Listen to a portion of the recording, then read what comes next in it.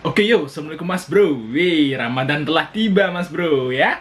Oke, sesuai dengan judul dari channel ini adalah portal bisnis, kita akan bahas bisnis. Biasanya kita bahas rumah ya Mas Bro ya. Sebenarnya sih bisnis jualan toko kita, yaitu toko material dan alat listrik. Kalau masuk ke rumah kan masih ada hubungannya Mas Bro. Tapi kita akan ngasih share info bisnis yang laris atau yang akan menghasilkan nanti di bulan Ramadan itu apa aja gitu Mas Bro ya. Nanti buat uangnya buat lebaran. Wih, mantep ya uang saku lebaran Mas Bro. Anak-anak muda masuk sini lah ya. Jadi waktu kita puasa lah jangan males-malesan ya. Jangan main PUBG aja. Mentang-mentang lagi puasa main PUBG. Biar cepet adzan maghrib gitu ya. Nah, itu nggak ada manfaatnya Mas Bro. Kita akan ngasih share info buat Mas Bro, bisnis apa sih yang akan laris di bulan Ramadan tahun ini gitu Mas Bro ya. Tapi sebelum itu jangan lupa untuk like ya dan subscribe dulu channel ini dan share, oke Mas Bro. Di sini ya kita akan bahas beberapa usaha Mas Bro. Jadi yang kita langsung masuk yang pertama aja ya. Yang pertama adalah jualan hidangan berbuka puasa ya, yang laris manis. Biasanya kalau teman-teman kita atau tetangga-tetangga kita ya di sini itu ada beberapa yang kalau misalnya pas waktu Ramadan itu sekitar jam 4 itu dia mulai ngeluarin makanan-makanannya Mas Bro. Dari lauk lah biasanya. Ada yang lauk, terus ada yang camilan, ada yang kolak ya atau takjil namanya. Di sini lumayan laris Mas Bro ya. Jadi kadang-kadang kalau kayak kita gitu lagi malas masak atau lagi sibuk, terlalu sibuk, kita mending beli makanan lauknya, lauk jadi gitu ya. Kita beli 20.000 gitu buat buka puasa. Atau nanti beli sekalian buat sahur juga gitu ya. Jadi kita tinggal masak nasi di rumah. Itu sangat menjanjikan. Banyak orang yang berpikiran kayak kita ini. Apalagi kalau Mas Bro lingkungannya ya perkotaan lah ya. Ya itu insya Allah pasti laris Mas Bro. Dan Mas Bro bisa dapat uang nih sekitar ya 3-4 juta dapat lah Mas Bro satu bulan. Lumayan buat beli kue lebaran Mas Bro. Oke, ini jadi usaha jual takjil atau jual lauk buat buka puasa ini sangat menjanjikan. Itu di nomor pertama Mas Bro.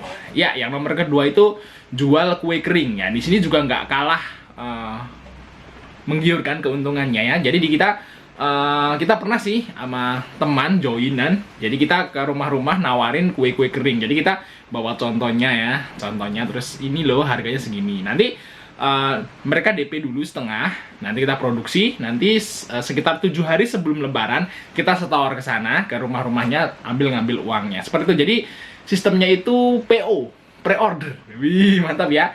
Ini juga sangat menjanjikan Mas Bro ya.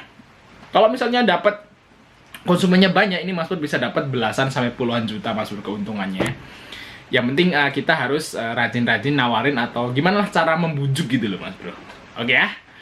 Oke, yang ketiga itu usaha catering ya. Usaha catering ini belum usaha menguntungkan saat bulan Ramadan adalah catering makanan untuk penjaringan orang-orang yang tidak sempat memasak. Berarti sama kayak yang tadi Mas Bro. Mungkin kalau yang ini sistemnya itu pesenan gitu maksudnya. Biasanya kalau Ramadan kan ada keluarga yang datang atau mau buka puasa bersama, itu kita ada juga yang menyediakan seperti itu. Jadi paket buka puasa bersama tapi di rumah misalnya kan. Kita masakin di sini misal Mas Bro, terus kita kirim ke rumah yang mau buat buka puasa bersama seperti itu ya. Ya buat rumahan lah namanya. Oke, yang selanjutnya nomor 4 Mas Bro adalah bulan Ramadan itu adalah surganya untuk berjualan alat-alat ibadah. Contohnya kita juga jual di online ya. Itu mukena Mas Bro. Kalau lagi momen Lebaran, mukena Bali, mukena lah. Online coba itu lagi laris-larisnya Mas Bro. Jadi Mas Bro bisa dropship atau reseller ya. Kalau misalnya punya modal ya nyetok aja karena harganya jadi lebih murah dan lebih terpercaya. Biasanya kalau jualan online seperti ini Mas Bro bisa jual di Topet atau Bukalapak ya, Shopee.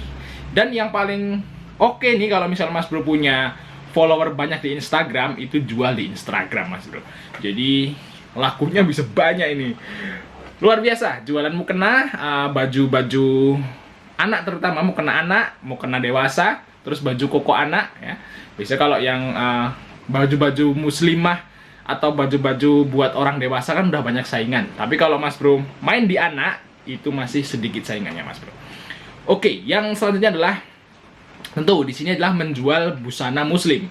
Tapi ya bisa dibilang kalau menjual busana muslim itu kita pengalaman di apa namanya online ya, online shop itu banyak banget saingannya. Apalagi kalau lagi mau Ramadan seperti ini pasti semua vendor lagi jor-joran mau jualannya.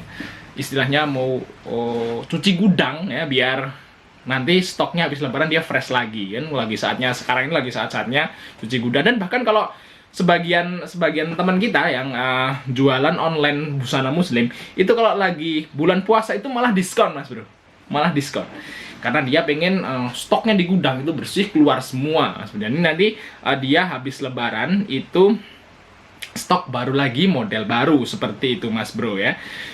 Jadi kalau misalnya Nu mau beli baju lebaran, kalau mau online sebaiknya belinya mepet Mas Bro. Tapi ya kelemahannya kalau misalnya Mas Bro beli busana atau baju gamis buat istri atau ya ibu, pacar enggak Mas Bro, istri atau ibu ya, itu belinya mepet, itu dapat diskon biasanya, mepet lebaran ya. Tapi ya tak ada tapinya, kalau udah mepet lebaran stoknya tinggal dikit, biasanya yang bagus-bagus sudah sold out ya. Itulah, jadi tinggal yang jelek-jelek. Tapi harganya pasti lebih murah jauh. Oke, yang selanjutnya adalah yang keenam, itu berkreasi dengan membuat parcel. Masih oke juga, tapi kalau misalnya perorangan itu agak sulit Mas Bro jualnya. Kecuali kalau Mas Bro punya toko ya, misalnya punya toko kelontong atau toko apalah, makanan-makanan ringan seperti itu. Nah, ini jual parcel bisa. Biasanya kalau jual parcel seperti ini, Indomart atau Alfamart udah jual Mas Bro. Tapi kalau Mas Bro nggak punya toko, kayaknya agak sulit mau jual parcel seperti ini. Kecuali kalau punya kenalan kantor-kantor atau kelurahan gitu ya, kantor-kantor lah pokoknya, swasta atau negeri, itu bisa kita tawarin parcel. Biasanya ada sih yang nawar-nawarin parcel gitu buat karyawannya nih Mas. Misal karyawannya 10, tawar paket 10, isinya ini harganya segini gitu. Ada sih yang nawarin seperti itu Mas Bro. Kalau misalnya minat ya usaha seperti ini bisa. Jadi di list dulu harga-harganya. Nah, nanti Mas Bro buat parcel udah diambil keuntungan harganya segini gitu. Nah, kita serahin misalnya H-5 atau H-4 gitu ya, buat THR biasanya. Masuk ke kantor-kantor atau pabrik-pabrik atau ya toko-toko seperti ini yang misalnya karyawannya banyak seperti itu ya, bisa masuk ke situ. Oke, yang selanjutnya adalah jualan kembang api. Di sini mercon nggak boleh Mas Bro ya. Yang nomor 7 nih adalah jualan kembang api. Bisa kalau puasa di sini ya, kalau di sini di daerah sini itu kembang api atau apa ya, longkorek ya kecil segini, sebenarnya nggak boleh sih, tapi di sini laris juga masuk tater ya. Jadi bisnis kembang api ini adalah bisnis yang kedua terame setelah tahun baru ya. Kalau tahun baru kan rame banget, kalau ini ya rame karena kalau jualan kembang api di bulan Ramadan yang beli orang Islam doang. Kalau di tahun baru yang beli kan Islam beli, orang non Islam juga beli seperti itu ya. Jadi ya masih agak lebih di bawahnya lah kalau di tahun baru, tapi masih tetap menjanjikan Mas Bro. Oke, yang selanjutnya adalah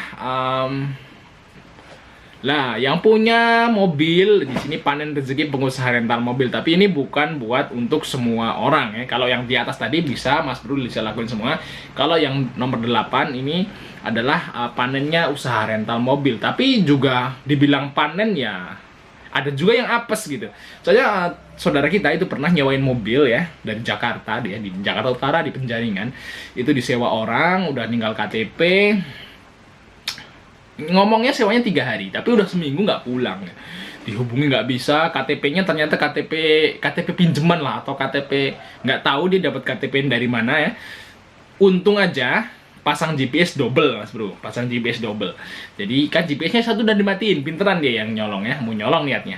Tapi satunya lagi GPS-nya masih ada, habis di track itu di Cirebon. Padahal dia ngomongnya cuma mau ke Kerawang, seperti itu ya. Jadi ya bisa dibilang